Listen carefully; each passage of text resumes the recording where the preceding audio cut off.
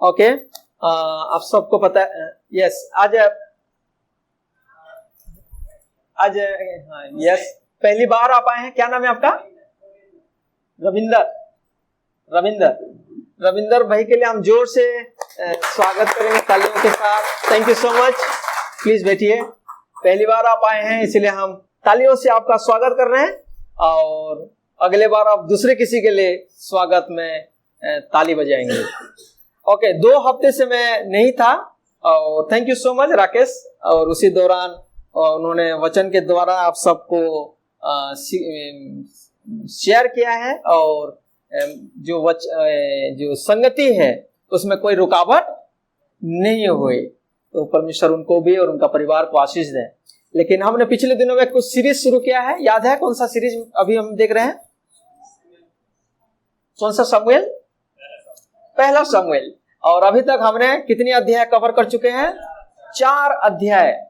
और 4 अध्याय में से जो रिसेंटली जो जाने से पहले जो हमने देखा था वो ये था कि कैसे इजराइल के लोग संदूक की सहायता ली थी, और संदूक की सहायता लेने के बावजूद भी उनको मुंह खानी पड़ी, उनको हार का सामना करना पड़ा। बजाय कि वो जीवित परमेश्वर पर भरोसा करते या उनकी सहायता लेते या उनकी शरण में आते, परंतु उन्होंने उस बक्से पर भरोसा किया, और उन्होंने सोचा कि ये चाहे परमेश्वर हमारे बीच में रहे या ना रहे, लेकिन वो जो बक्सा है, जो संदूक है, वो अगर है तो हमको विजय हासिल होगा। और इसको बोलते हैं कई बार सुपरस्टिशन। कई बार मसीह लोगों के अंदर में भी यही होता है प्यारो। कैसे?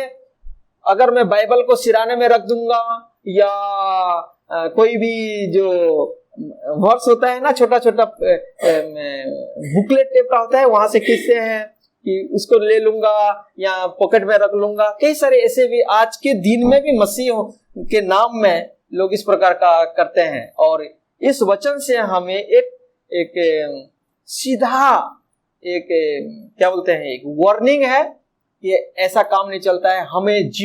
हमें वस्तु के ऊपर नहीं, परंतु एक व्यक्ति के ऊपर में भरोसा करना चाहिए। और हालांकि हमने देखा कि उन्होंने जो सहायता भी लिया था ना संदूक का, वो भी गलत तरीके से उन्होंने सहायता लिया था। इम्प्रॉपर वे में जो आर्क ऑफ गॉड है, जो परमेश्वर का संदूक है, उसको उन्होंने युद्ध के लिए शामिल किया था।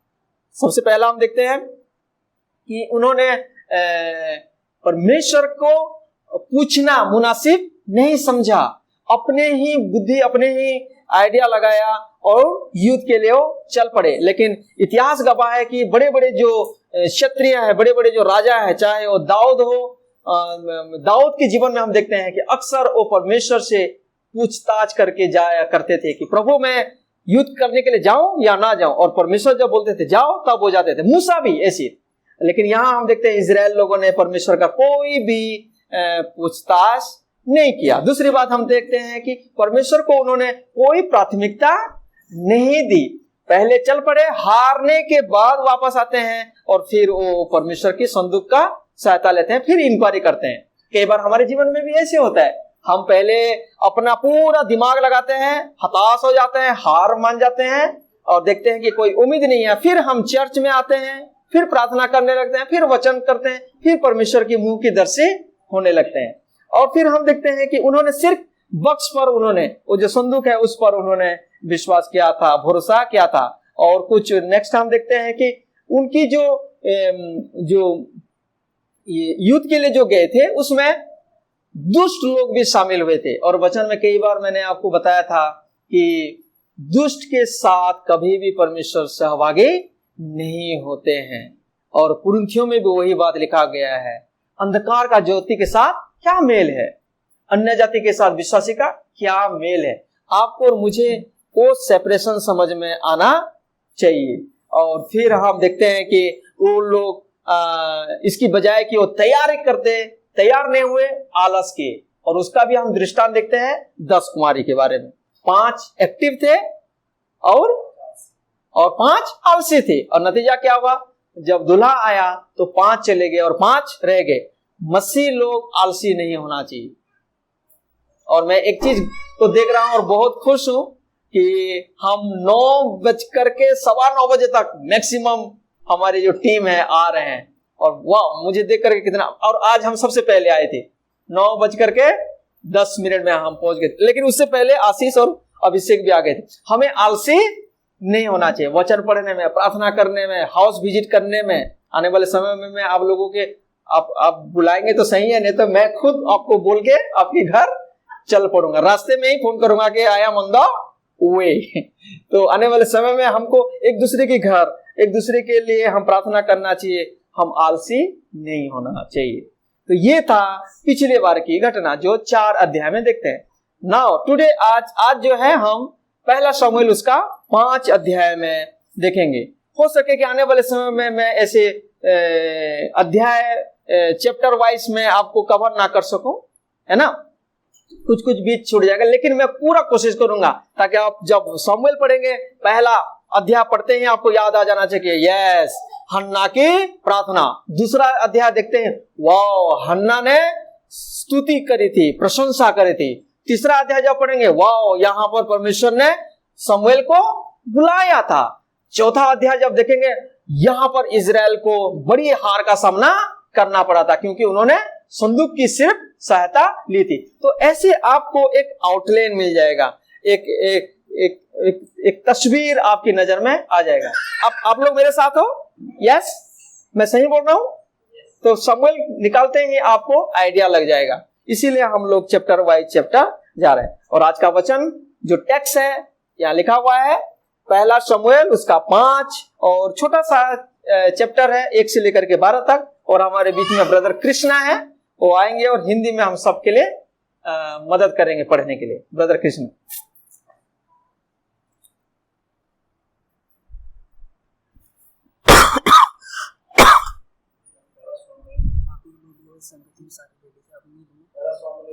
मेरा वाला ले लिया था? हाँ, ठीक देख लो।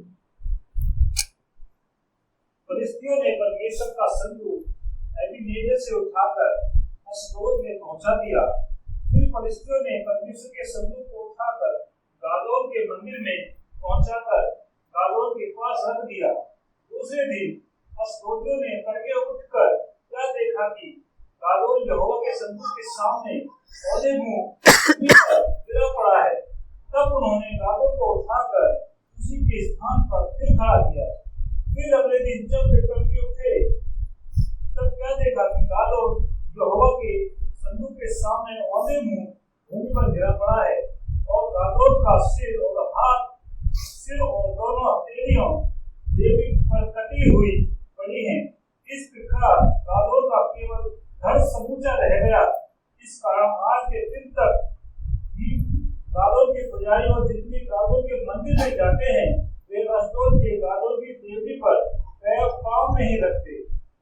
तब यहोवा का हाथ अश्दोदियों के ऊपर भारी पड़ा और वह उन्हें नष्ट करने लगा, और उसने अश्दोद और उसके आसपास के लोगों के गिरटियां निकाली, और यह हाथ लेकर अश्दोद के लोगों ने कहा, इस्राएल के देवता का संदूक हमारे मध्य रहने नहीं पाएगा, क्योंकि उनका हाथ हम पर और हमारे देवता गादोन पर कठोरता के साथ पड़ा है।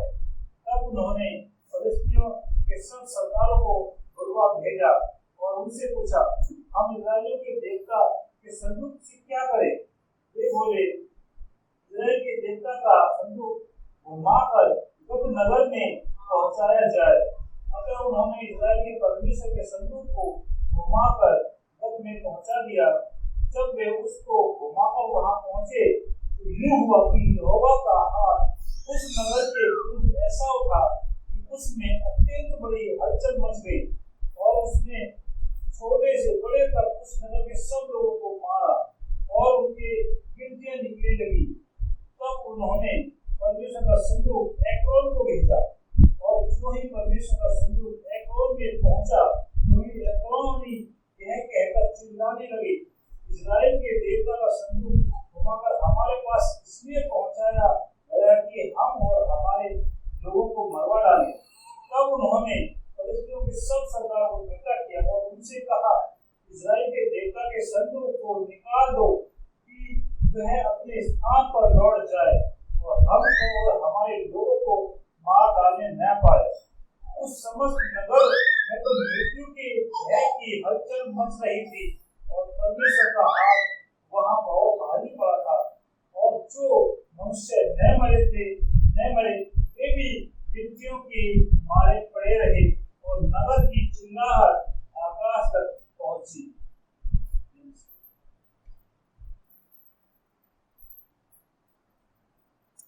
Thank you so much brother Krishna, हम सब के लिए पढ़ने के लिए। तो पहला शमूएल उसका 5 अध्याय 1 से लेकर के 12 तक जब उन्होंने पढ़ा है, थोड़ा बहुत कुछ आइडिया आपको समझ में आया होगा। लेकिन इससे पहले कि हम इस वचन को आगे बढ़ें, इन दिनों में मैंने कई सारे जगह में मैंने देखा, इवन यूपी में भी कुछ समय तक मैं पास्टर लोगों को ट्रेनिंग देने के लिए प्रभु ने मुझे इस्तेमाल किए। उसी दौरान कई लोगों से मैंने मिला और वहां पर एक झूठी शिक्षा अभी चल रहा है। बोलते हैं कि हमारे जो अंग्रेजी बाइबल में क्या बोलते हैं, old testament and new testament. Hindi में क्या बोलते हैं, पुराना नियम और नया नियम। तो अभी एक झूठी शिक्षा चारों तरफ फैला हुआ है, क्या कि पुराना नियम पर्याप्त नहीं था, इसीलिए परमेश्वर ने क्या दे दिया, नया नियम दे दिया। तो अभी पुराना नियम को पूरा निकाल देते हैं और जो न्यू टेस्टामेंट का जो 37 किताब है ना, उसी को ही लोग पकड़ के चलते हैं और उसी को ही अध्ययन करते हैं, पुराना नियम को स्टडी नहीं करते हैं। क्या इसमें सहमत हैं आप? वचन में लिखा गया है, संपूर्ण पवित्र शास्त्र परमेश्वर की प्रेरणा से रचा गया है। और क्यों रचा गया है, कुछ वचन हम पढ़ेंगे, फिर आपको और अच्छा क्लियर समझ में आएगा। पहला कुरिन्थियों 10 अध्याय निकालेंगे, पहला कुरिन्थियों उसका 10 अध्याय निकालें और 11 से लेकर के 12 तक धीरे धीरे पढ़ेंगे उसको। 1 Corinthians चैप्टर 10, 11 through 12 तक पढ़ेंगे।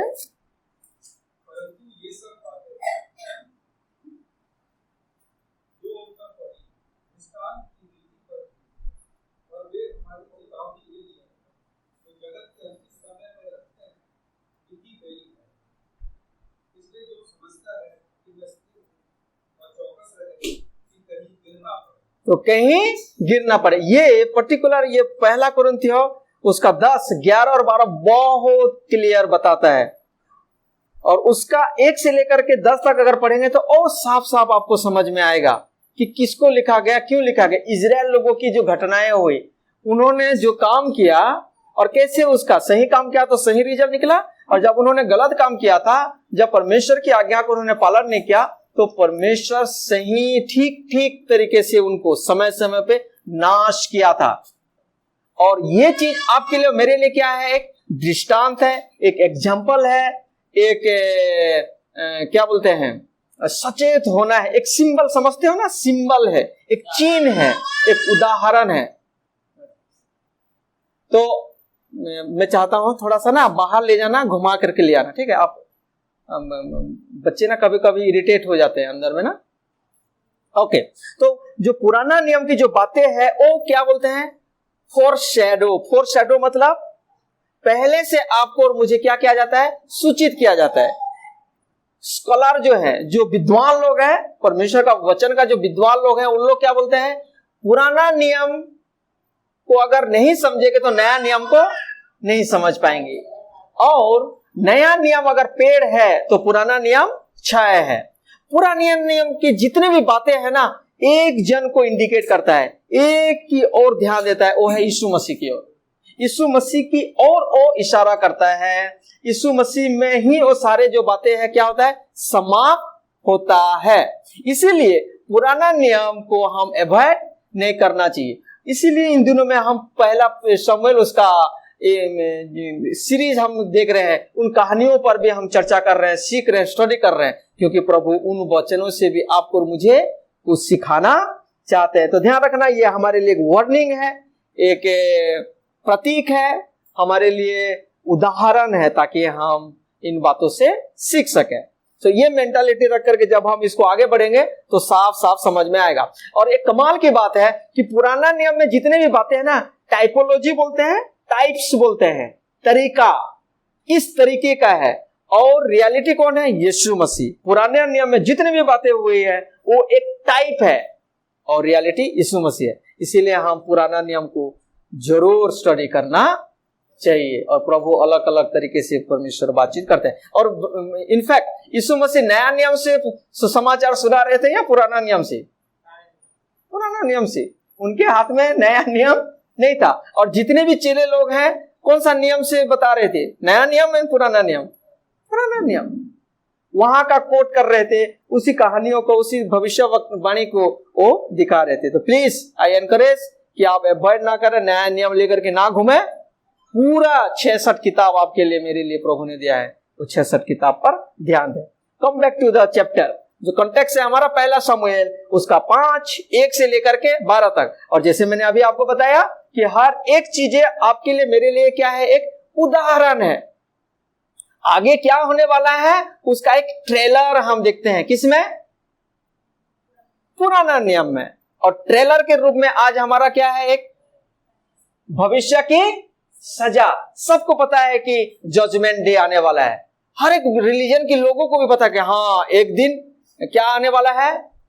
एक न्याय का दिन, कयामत आने वाला है, भयंकर दिन आने वाला है, सबको पता है। और ये चीज आज जो कॉन्टेक्स्ट हमने पढ़ा है उसको अगर हम स्टडी करेंगे तो जान पाएंगे कि रियल में परमेश्वर आने वाले समय में वैसा काम करने वाले हैं। तो सब्जेक्ट क्या है?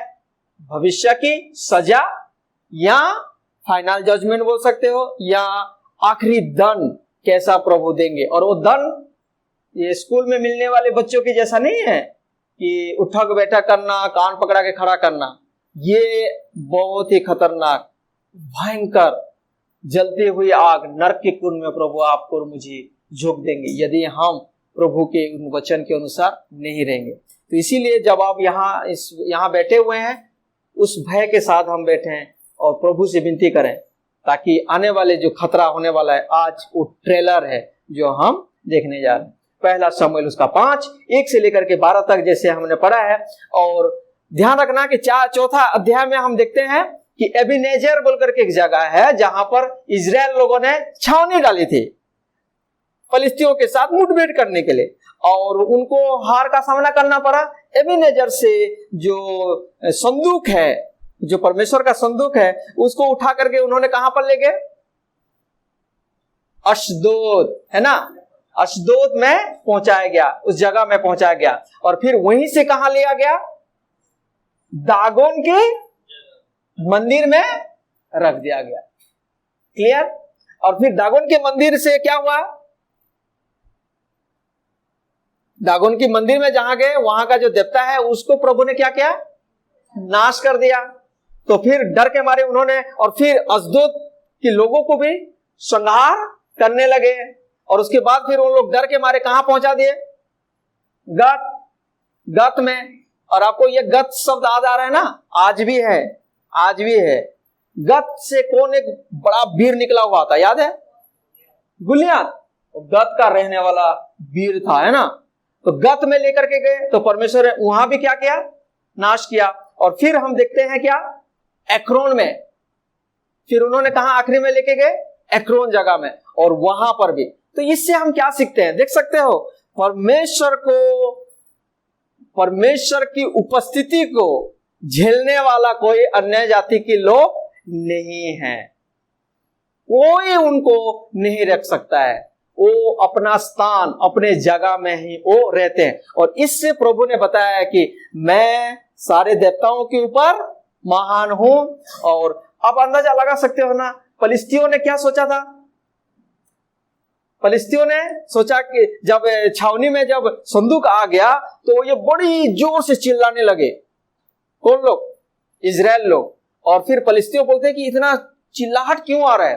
किसी ने बताया कि उनके बीच में क्या लाए हुए हैं? संदूक। और फलिस्ती बोलते हैं कि हाय, हमको कौन बचाएगा? ऐसा तो कभी हुआ नहीं, क्योंकि उनके बीच में कौन आ चुका है?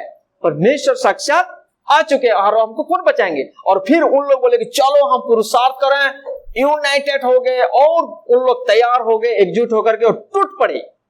और नतीजा भयंकर घमासान युद्ध हुआ और इजराइल बुरी तरह हार गए। कई हजार लोग मर गए, आगे को हम देखेंगे। और संदूक को छीन लिया गया। तो अब फलिस्तियों के मन में क्या विचार आ रहा है?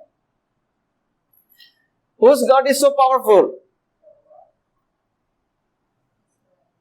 फलिस्तियों के मन में अभी क्या समझ में आ रहा है? किसकी देवता सामर्थ्य है? इजराइल का परमेश्वर सामर्थ्य है, तो क्यों हार गए इजराइल? तो फलिस्तियों के दिमाग में क्या चल रहा है अभी? हमारा देवता क्या है? बहुत पावरफुल है, इसीलिए इजराइल को हमारे देवता ने क्या कर दिया।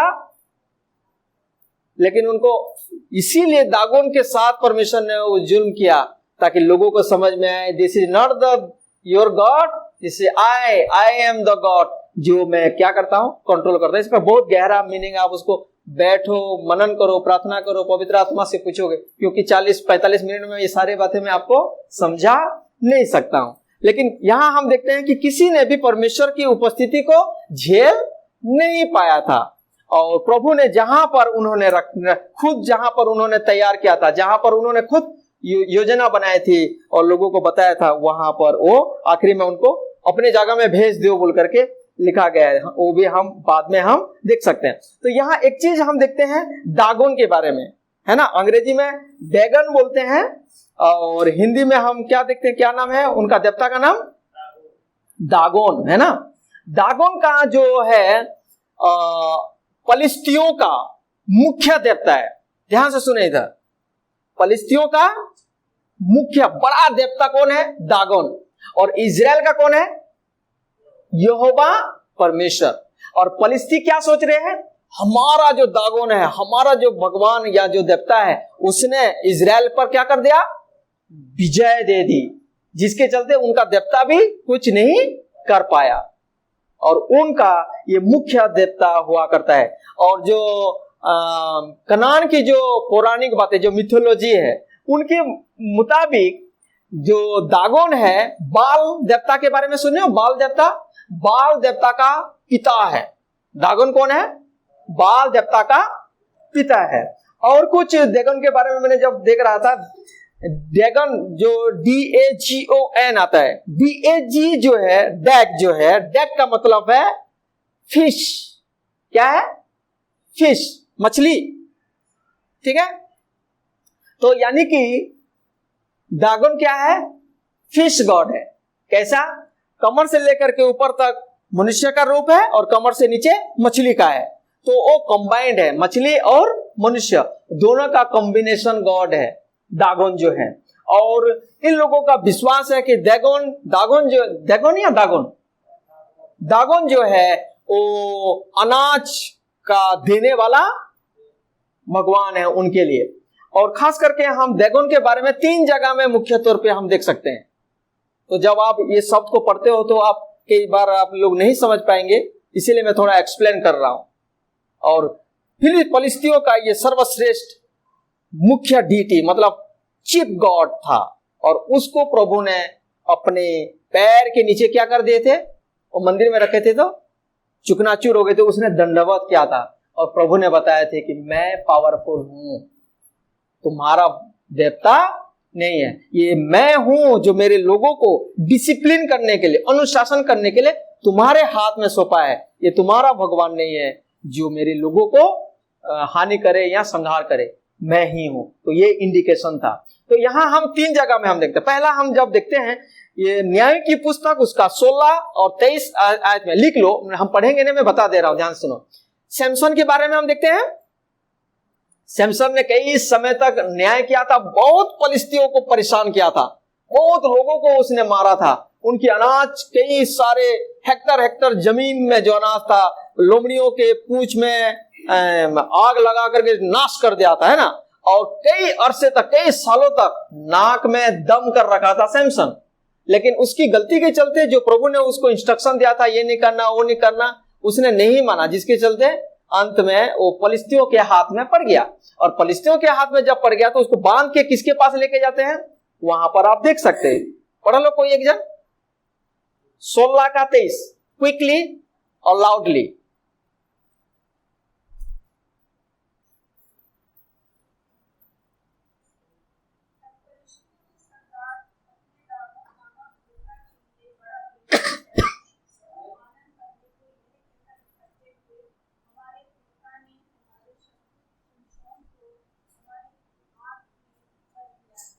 देखा आपने, वहां भी वो शब्द हम देखते हैं। तो फलिस्तियों का एक मुख्य गढ़ था, ईश्वर भगवान था, देवता था, और सैमसन को वो बंदी करके लेते हैं। और वहां पर भी क्या बोलते हैं कि हमारे देवता ने क्या कर दिया, हमारे शत्रु को हमारे हाथ में कर दिया। क्या ये सच है?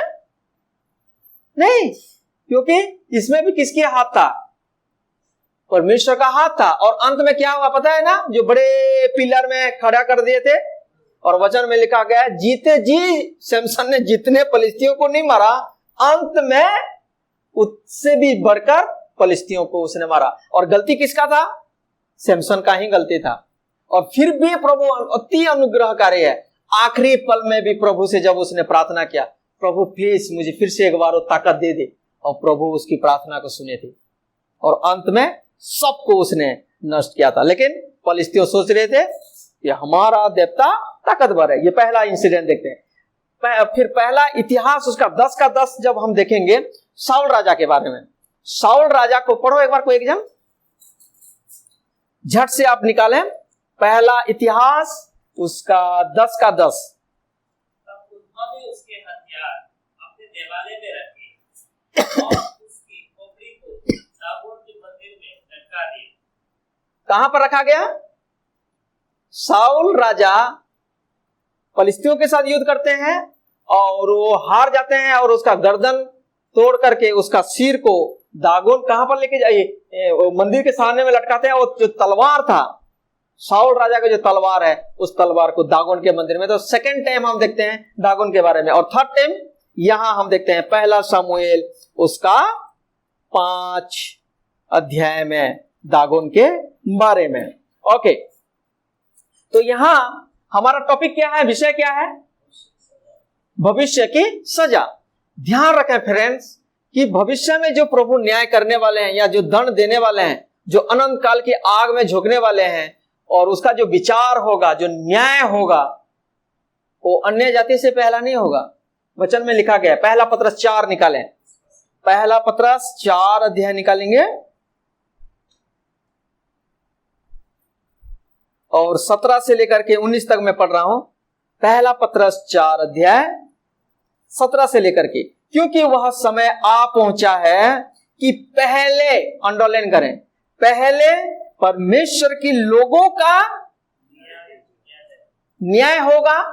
पक्का है? कितने परसेंट? 100% न्याय होगा। 100% न्याय होगा। सिर्फ मसीह लोग हैं नहीं, अलग अलग धर्म के लोग, अलग अलग मानने वाले विश्वास के लोग भी ये मानते हैं कि यस, अंत में न्याय होगा बोलते हैं। ठीक है, लेकिन अलग तरीके से हम जानते हैं वचन के आधारित कि परमेश्वर सबका न्याय करेंगे, लेकिन पहले किसका होगा? परमेश्वर के लोगों का न्याय किया जाएगा। और जबकि न्याय का आरंभ हम ही से होगा, तो उनका क्या अंत होगा जो परमेश्वर के सुसमाचार को नहीं मानते। अब बताइए फ्रेंड्स, कल हम लोग गाना प्रैक्टिस कर रहे थे, और वो हम अंत में भी गाएंगे, आखिरी नरसिंगा फूका जाने वाला है, तेरा मेरा सबका यीशु आने वाला है। और आगे लिखा है, और क्या है आगे? तू, और बार बार उसको हम रिपीट करते हैं, तू कहां होगा। और मेरे मन में एक विचार आया, इसमें हम न्याय किसका देख रहे हैं? तेरा क्या होगा, है ना। और फिल्मी डायलॉग सुने ना, तेरा क्या होगा कालिया, है ना, तेरा क्या होगा। लेकिन प्रभु मुझसे बोले तू देख तेरा क्या होगा, क्योंकि कल ये वचन मैं तैयार कर रहा हूं, तो मन में प्रभु ने वही बात डाले, क्योंकि कल यही प्रचार करने वाला है, यही सिखाने वाला है। पहला किसकी शुरू होगा न्याय? एक बार बोलिए, मेरे पीछे बोलो, मेरा न्याय पहला होगा। हम हमेशा उंगली दूसरों को दिखाते हैं, तू कहां होगा, तू कहां होगा।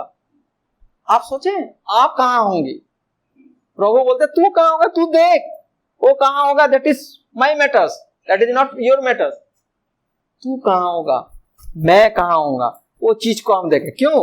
क्योंकि वचन में लिखा गया, क्योंकि वह समय आ पहुंचा है कि पहले परमेश्वर के लोगों का न्याय किया जाए, और जबकि न्याय का आरंभ हम ही से होगा, तो उनका क्या अंत होगा जो परमेश्वर के सुसमाचार को नहीं मानते।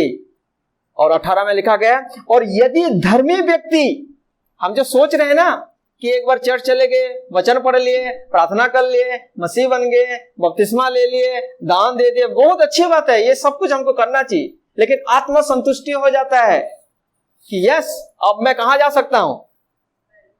स्वर्ग में। लेकिन यहां लिखा गया क्या? और यदि धर्मी व्यक्ति ही कठिनता से उद्धार पाएगा तो भक्तिहीन और पापी का क्या ठिकाना। Let's examine ourselves. और 19 में, इसीलिए जो परमेश्वर की इच्छा के अनुसार दुख उठाते हैं वे भलाई करते हुए अपने अपने प्राणों को विश्वास योग्य सृजनहार के हाथ में सौंप देते हैं। तो भविष्य की सजा की शुरुआत किससे होगा? बोलो, मेरे से होगा, मेरे से होगा। यस। और इसका नमूना हम कहां देखते हैं? पहला शमूएल 4 अध्याय ले लो, 3 अध्याय ले लो, 4 अध्याय ले लो, 5 अध्याय ले लो। ये एक दूसरे के साथ ये जुड़े हुए हैं, चैन है एक दूसरे के साथ। 3 अध्याय, 4 अध्याय, 5 अध्याय में, इवन 6-7 भी आगे को भी अगर आप पढ़ेंगे तो आपको पता चल जाएगा। तो सबसे पहला मेरे से शुरू होगा। जैसे 3 अध्याय में जब हम देखते हैं, पिछले दिनों में मैंने आपको बताया था, पहला शमूएल 3 अध्याय, उसमें किसकी बुलाहट के बारे में हम देखते हैं? शमूएल। और शमूएल के साथ परमेश्वर ने बातचीत किया, मैसेज दिया। किस प्रकार का मैसेज था? हेलो, किस प्रकार का मैसेज था? ठीक है, वापस आएंगे, बहुत जल्दी हम भूल जाते हैं ना।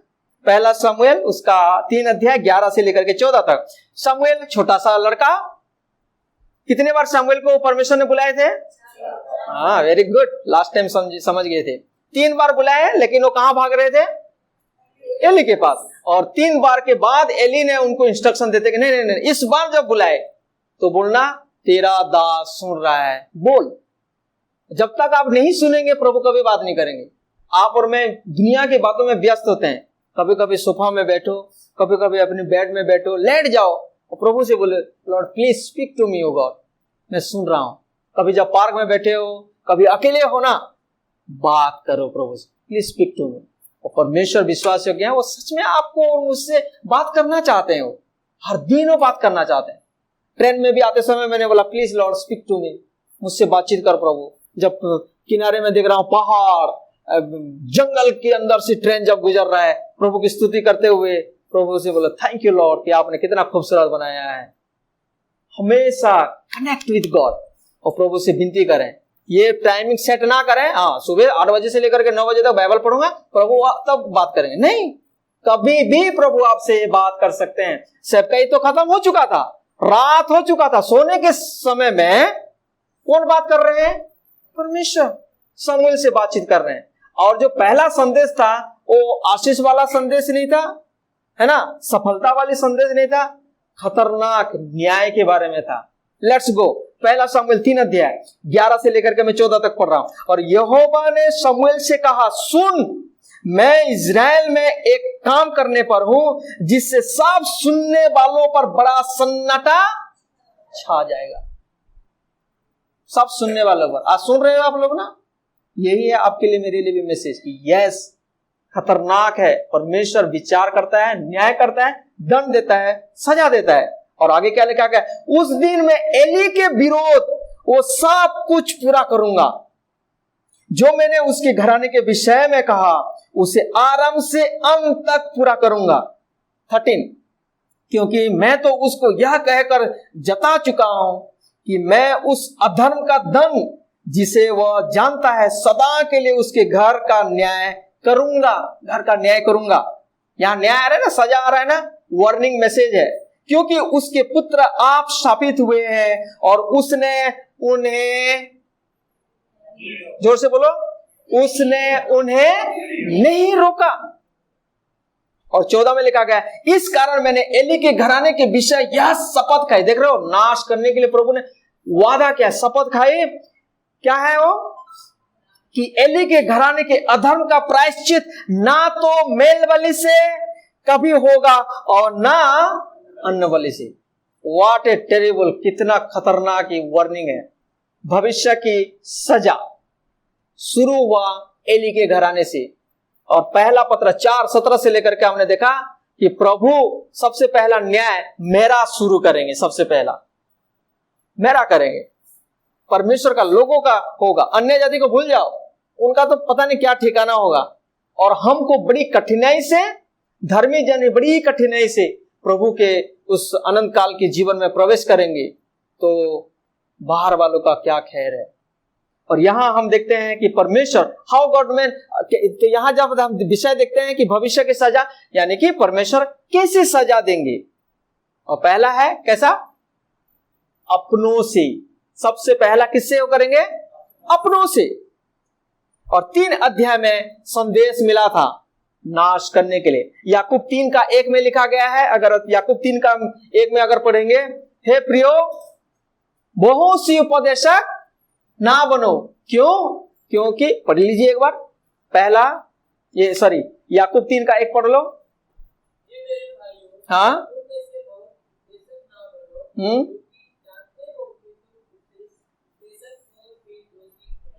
उपदेशक क्या ठहरेंगे, और भी दोषी ठहरेंगे। और प्रकाशित में कितनी कलीसिया को लिखा गया है, 7 कलीसिया को लिखा गया है या कलीसिया के दूतों को लिखा गया है? सॉरी, कलीसिया को लिखा गया है, कलीसिया के दूतों को? क्रॉस क्वेश्चन करने के बाद हम सोचते हैं, पहले से हम नहीं सोचते हैं। कलीसिया के दूतों को, और कलीसिया के दूत कौन हो सकता है? पास्टर जो यहां खड़े होकर के उंगली हिला हिला के प्रचार कर रहे हैं। 7 कलीसिया के दूतों को वार्निंग मैसेज दिया गया है। और यहां पर भी याकूब 3:1 में, और इब्रानियों 13:17 में क्या लिखा गया है, पढ़ो। इब्रानियों 13:17 में,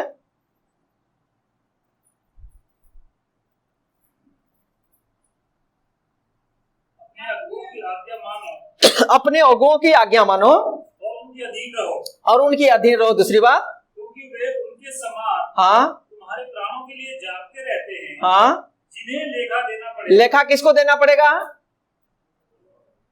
लेखा किसको देना पड़ेगा? अगुओं को। जो ज्यादा उपदेशक हैं उनसे क्या लिया जाएगा? ज्यादा हिसाब लिया जाएगा। प्रकाशित वचन में भी किसको टारगेट किया गया है? दूतों को। और यहां पर भी न्याय जब शुरू हुआ तो एली कौन था? हेलो, एली कौन था? याजक, महायाजक था। यानी कि पूरे मंदिर का अधिकार किसके हाथ में था? व्यवस्था सुनाने का अधिकार, सामाजिक काम, धार्मिक काम, सारा बातें किसके हाथ में था? लेकिन उसने गलती क्या कर दिया? क्या कर दिया गलती है? उसने, ये 13 का लास्ट में लिखा गया, क्योंकि उसके पुत्र आप शापित हुए हैं और उसने उन्हें नहीं रोका। अब आते हैं वापस। पास्टर का काम है वार्निंग के साथ, चेतावनी के साथ कलीसिया के लोगों को सिखाना है। इसीलिए वचन में लिखा गया है, इजिकेल में लिखा गया है ना, कि यदि मैं कहूं, अगर पापी को मैं कहूं कि तू नाश हो जाएगा और तू जाकर के सही समय में उसको वार्निंग नहीं देता है, वो अपने अधर्म और अपने अपराध से तो मर जाएगा, लेकिन उसका खून का लेखा तुझसे लूंगा। मेरे लिए कितना खतरनाक है आप समझ सकते हो। पास्टर, और यहां पर शुरुआत हुआ चर्च को नहीं, बाद में उनकी बारी आएगा। पहला किसका आ रहा है? एली, जो महायाजक था। एली से शुरू हुआ। क्यों? क्योंकि उसने नहीं रोका था। अगर मैं पास्टर हूं और मैं कलीसिया का ठीक रीति से देखभाल नहीं कर पा रहा हूं, आप लोगों को मैं सही शिक्षा नहीं दे पा रहा हूं, सही दिशा में नहीं ले पा रहा हूं, तो उसका न्याय प्रभु मुझसे लेंगे। क्योंकि कलीसिया मेरा नहीं है। कलीसिया आप किसके? मेरे हो या परमेश्वर के? हम सब परमेश्वर के हैं। इसीलिए बड़ी सावधानी से हमको ये बात समझना होगा। और अंत में क्या लिखा गया है 14 में, इस कारण मैंने एली के घराने के विषय यह शपथ खाई कि एली के घराने के अधर्म का प्रायश्चित ना तो मेलबलि से कभी होगा और ना, अब पुराना नियम की बात है ये, नया नियम में क्या लिखा जाता है? इब्रानियों 10:26 से लेकर के 27 तक पढ़ो। क्या लिखा है? पढ़ो।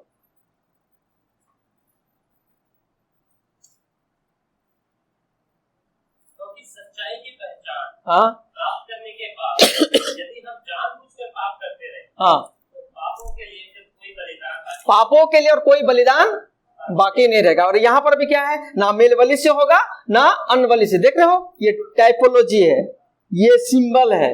यहां पर इन्होंने ऐसा गलती किया जानबूझ करके, और उसका कोई बलिदान नहीं रहा। और अंत में लिखा गया है सिर्फ क्या रहेगा, दंड का एक भयानक बाढ़ जो होना है, आग का ज्वलन बाकी है। यानी कि मेरा भी और कोई बलिदान नहीं रहेगा, क्योंकि यीशु मसीह ऑलरेडी बलि हो चुके हैं। 3 अध्याय में शमूएल को यह संदेश देने के बाद वो चुप रहा, क्योंकि भयंकर न्यूज था, और उस अपने कतरा रहा था कि मैं कैसे इतनी बुजुर्ग को मैं बोलूं।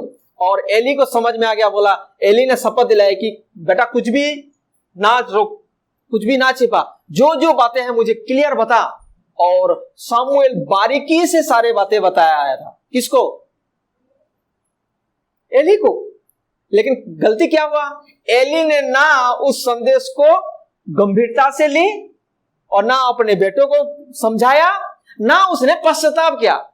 परमेश्वर अनुग्रहकारी हैं, दयालु हैं, समय दिया उनको पूरा सुधरने के लिए, लेकिन उस समय को उसने सही तरीके से इस्तेमाल नहीं किया। और नतीजा क्या हुआ, पहला शमूएल उसका 4:10 से लेकर के 11 में जब पढ़ेंगे, अब लिख लो, पहला शमूएल 4:10 से लेकर के 11 में लिखा गया है, तब फलिस्ती लड़ाई के मैदान में टूट पड़े और इजरायली हार कर अपने अपने डेरे को भागने लगे। और ऐसा अत्यंत संहार हुआ कि 30,000 इजरायली पैदल खेत आए, और परमेश्वर का संदूक छीन लिया गया 11 आयत में।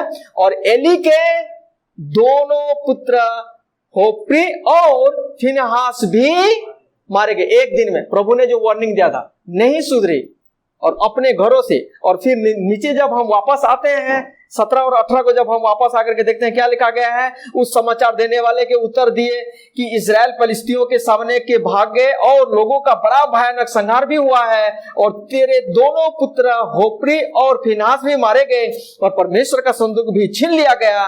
जो ही उसने मतलब एली ने परमेश्वर के संदूक का नाम लिया, त्यों ही एली फाटक के पास कुर्सी पर से पछाड़ खाकर गिर पड़ा, और बूढ़े और अंडलन करो भारी समझ रहे हो, फैट वाला खाना खा खा के। कौन लेके आते थे ये खाना? फिनहास और होप्री, याद है ना, कांटे का छड़ी लगा करके अच्छा मीट लेकर के आते थे, और उसमें कौन भागे हो रहा था? एली। और खा पी के क्या हो गए थे? वो मोटे ताजे हो गए। और लिखा गया, और बूढ़े और भारी होने के कारण उसका गर्दन टूट गई और वह मर गया। उसने तो इस्राएल के न्याय 40 वर्ष तक किया था। What A news! एक दिन में कितने लोग मरे? एली महायाजक, होप्री और फिनहास उनके दोनों बेटे याजक। तो सबसे पहले प्रभु अपने लोगों से करेगा, और अपने लोगों में भी एक कैटेगरी है, वो है क्या? जो लीडरशिप में है, जो वचन सुनाते हैं, सिखाते हैं। मेरे लिए तो बहुत, सच में मेरे रोंगटे खड़े हो गए थे, ये मेरे लिए, आपके लिए। ओके, तो परमेश्वर फ्यूचर में, भविष्य में सजा देंगे। कैसे? वो अपने लोगों के द्वारा, जो आपने यहां पर देखा है। सेकेंड हम देखते हैं पहला शमूएल 4:1 से लेकर के 2 तक जब हम पढ़ते हैं, और शमूएल का वचन सारी इजराइल के पास पहुंचा, और इजरायली फलिस्तियों से युद्ध करने को निकले, और उन्होंने तो एबेनेजेर के आसपास छावनी डाली, और फलिस्तियों ने उसके पीछे छावनी डाली। तब फलिस्तियों ने इजराइल के विरुद्ध पांति बांधी, और जब घमासान युद्ध होने लगा, तब इजरायली फलिस्तियों से हार गए, और उन्होंने कई 4,000 इजरायली सेना के पुरुष को मैदान ही में मार डाले। अभी किसको प्रभु ने टारगेट किया? पहले अपने घराने का एली और उनके दोनों बेटे, फिर कौन आया? प्रजा। इजराइल किसकी प्रजा था? और आज अगर हम देखेंगे, पहला किसका न्याय होगा? पास्टर का। दूसरा न्याय किसका होगा? कलीसिया का। हेलो चर्च, एक न्याय मेरे साथ। और इसमें भी प्रभु का अनुग्रह देखो, एली के घराने के लिए प्रभु ने धीरज धरा था या तुरंत जाकर के उनका नाश किया था? धीरज धरा, और उसे धीरज का उसने फायदा नहीं उठा पाया, पश्चाताप नहीं किया फ्रेंड्स, जिसके चलते एली 40 साल का इतना सीनियर पास्टर होने के बाद भी प्रभु ने उसको नाश कर दिए। और हम देखते हैं कौन? उनके दोनों बेटे। और फिर इस चीज से कलीसिया भी, यानी कि इजराइल लोगों ने भी सबक नहीं ले पाया, जिसके चलते प्रभु ने एक दिन में कितने लोगों को, फर्स्ट वॉर में कितने लोग मरे? 4,000 लोग, उसमें भी प्रभु का अनुग्रह रहा। कितने लोग? सिर्फ 4,000, ताकि उस मृत्यु, उस नाश से इन लोग क्या कर सके? सुधार सकें। और मैंने पिछले बार संदेश दिया, उन्होंने परमेश्वर के पास नम्रता के साथ नहीं आए, पश्चाताप नहीं किया, प्रभु को फिर से एक बार प्लीज लॉर्ड रिन्यू कर, गलती हो गया माफ करो प्रभु नहीं बोला, परंतु उन्हें संदूक के सहारा लिया। और नतीजा क्या हुआ? 10 आयत को देखो। पहला संहार में कितने लोग मरे? 4,000। 10 पहला शमूएल 4:10। तब फलिस्ती लड़ाई के मैदान में टूट पड़े और इजरायली हार कर अपने अपने डेरे को भागने लगे, और ऐसा अत्यंत संहार हुआ। जोर से कोई एक जन पढ़े, कितने लोग मरे? 30,000 इजरायली पैदल खेत आए। 30,000। लेकिन पहले कितने हजार मरे थे? तो वो क्या था? एक ट्रेलर था, सुधर जाओ, मैं तुम्हारा दयालु परमेश्वर हूं, कोप करने में विलंब हूं, सुधर जाओ, पश्चाताप करो। लेकिन उन्होंने नहीं सुना, और जिसका नतीजा कितने हजार? 30,000 लोग। तो सबसे पहले प्रभु अपने घराने से शुरू करते हैं, उसके बाद अपने लोगों से। तीसरा जो न्याय हम देखते हैं, पहला शमूएल 5 अध्याय 3 से लेकर के 4 तक। बिहान को अस्दोत ने उस तड़के उठ कर क्या देखा कि दागोन यहोवा के संदूक के सामने आधे मुंह भूमि पर गिर पड़ा है। तब उन्होंने दागोन को उठाकर उसी के स्थान पर फिर खड़ा किया। आप समझ सकते हो इधर परमेश्वर का संदूक को कहां पर रखा गया है? दागोन, अन्य जाति की जो देवता है, वहां भी प्रभु कितना अनुग्रहकारी है। पहला दिन में क्या गिरा था? मुंह केवल दंडवत किया। लेकिन ये अस्दोद के लोगों को कुछ समझ में नहीं आया। अरे भैया, हमारे जिसको हम बोलते हैं कि इतना पावरफुल है, लेकिन उसने अपने आप को नहीं बचा पाया, इस संदूक के सामने में कैसे गिर गया? उन्होंने नहीं सबक लिया, उन्होंने पश्चाताप नहीं किया, परमेश्वर की ओर नहीं लौटा। और नतीजा अगले दिन क्या हुआ? फिर बिहान को जब वो तड़के उठे, तब क्या देखा कि दागोन यहोवा के संदूक के सामने आधे मुंह भूमि पर गिर पड़ा है, और दागोन का सिर और दोनों हथलियां देवड़ी पर कटी हुई पड़ी है। निदान दागोन का केवल धड़ समूचा रहा है।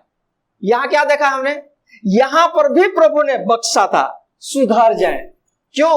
वचन में लिखा गया है, वो हम देखेंगे आगे को, कि परमेश्वर नहीं चाहता है कि कोई नाश हो, परंतु सबको मन फिराव का क्या मिल सके? अवसर मिल सके। तो फर्स्ट देखते हैं, पहले जो लीडरशिप में है, पास्टर, याजक, महायाजक।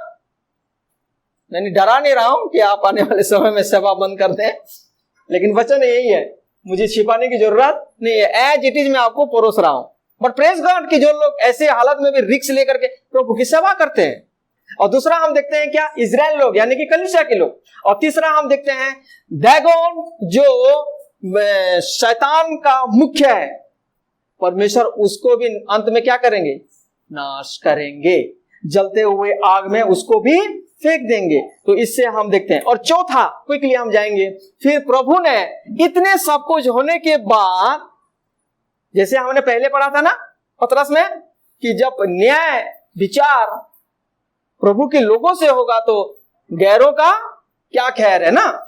और अभी क्या हुआ?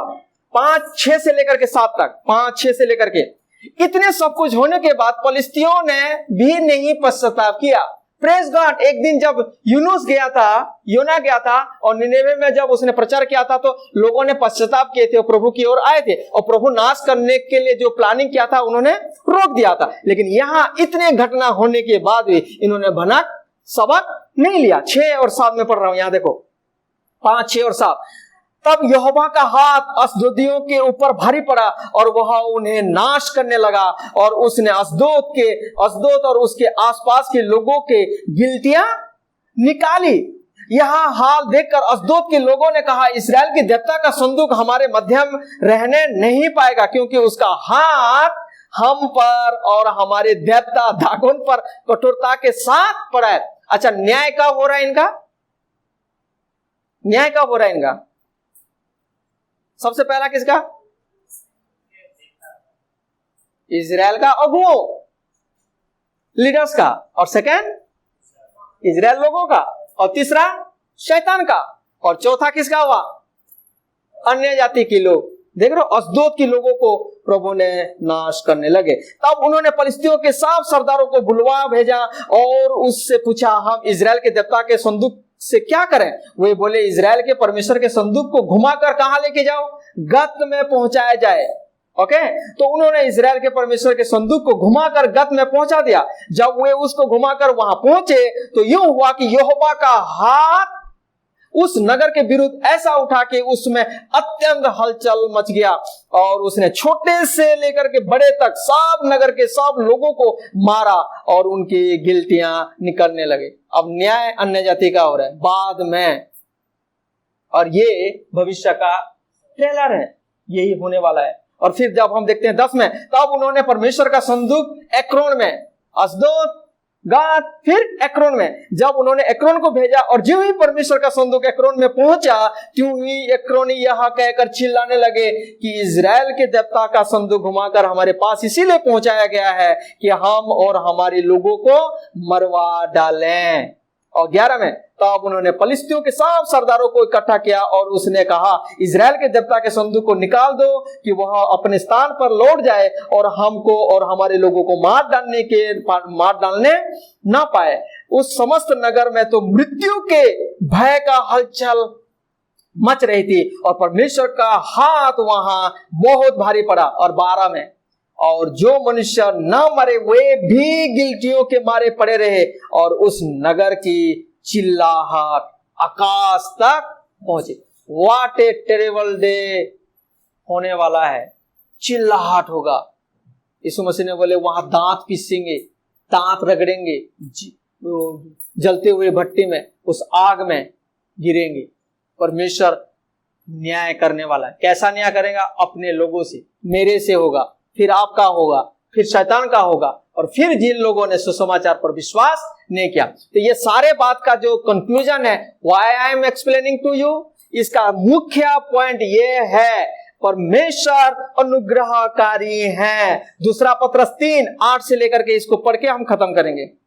सेकंड पीटर चैप्टर 3:8 से लेकर के 9 तक पढ़ रहा हूं।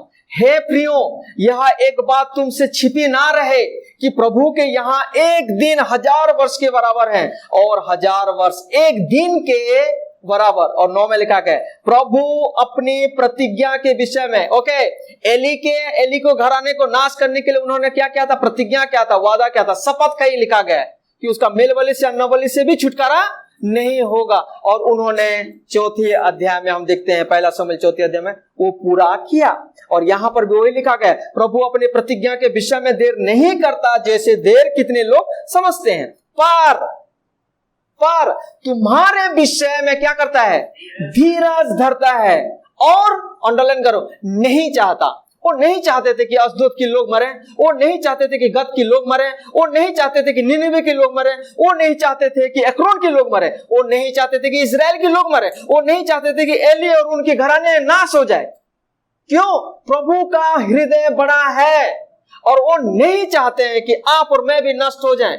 वो नहीं चाहते हैं। इसीलिए परमेश्वर ने जगह से इतना प्रेम किया कि उसने अपना एक लौता पुत्र को दे दिया, ताकि जो कोई काला हो, गोरा हो, फॉरेनर हो, है ना, देसी हो, विदेशी हो, ऊंच हो, नीच हो, काला, गोरा, मोटा, पतला, धनी, गरीब, कोई भी क्यों ना हो, जो कोई उस पर विश्वास करे वो नाश ना हो। क्यों? क्योंकि प्रभु नहीं चाहते कि कोई नाश हो। एक बार मेरे पीछे बोलो, प्रभु नहीं चाहते कि मैं नाश हो जाऊं। तो नाश कौन हो रहा है? मैं जानबूझ के हो रहा हूं नाश। नरक प्रभु आपको धक्का देकर के नहीं ले रहे।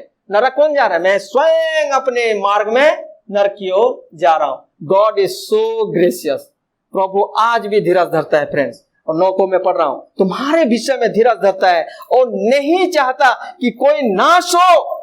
और आखिरी में लिखा गया, वरन यह कि सबको, अंडरलाइन करो, सबको मन फिराव का अवसर मिले। टेल मी नाउ, एली को मन फिराव का मौका दिया था कि नहीं? प्रभु ने दिया था।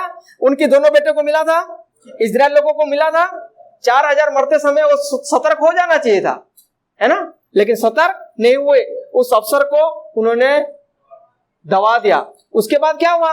अशदोद के लिए था मौका, यस, एक्रोन के लिए था, जब वहां संहार हो रहा है तो यहां से घुटना टेक लेना चाहिए, क्योंकि हम देखते हैं इतिहास में यूनुस जब गए थे निनिवे में तो उन्होंने क्या किया था, टाट पहन लिया था, नम्र किया था, प्रभु के शरण में आ गए थे, क्योंकि प्रभु यही चाहते हैं आपसे और मुझसे। आए हम अपने स्थान में खड़े हो जाएं। फ्रेंड्स, ये 100% ये वचन पूरा होने वाला है। प्रभु भविष्य में इस प्रकार एक ट्रेलर है, न्याय करने वाले हैं।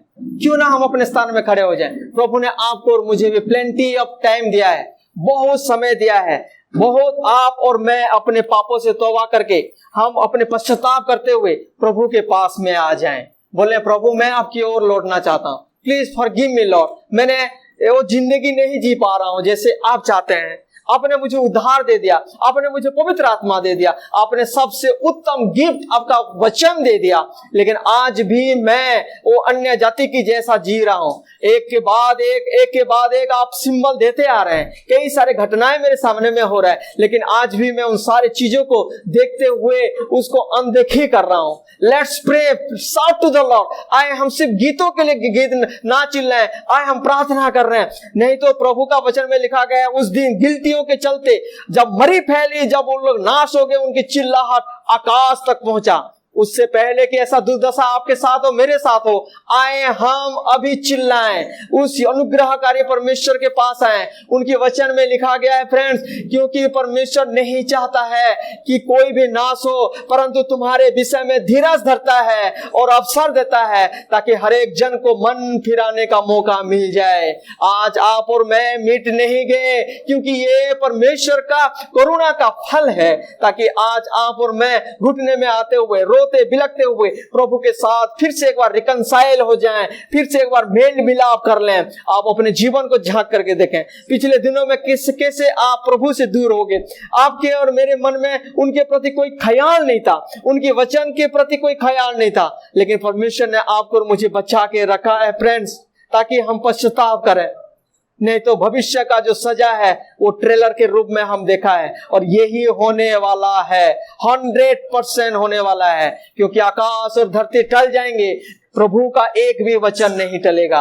यदि आप हर एक वचन को मानते हो तो इस न्याय की बात को भी माने और प्रभु के सम्मुख में आए।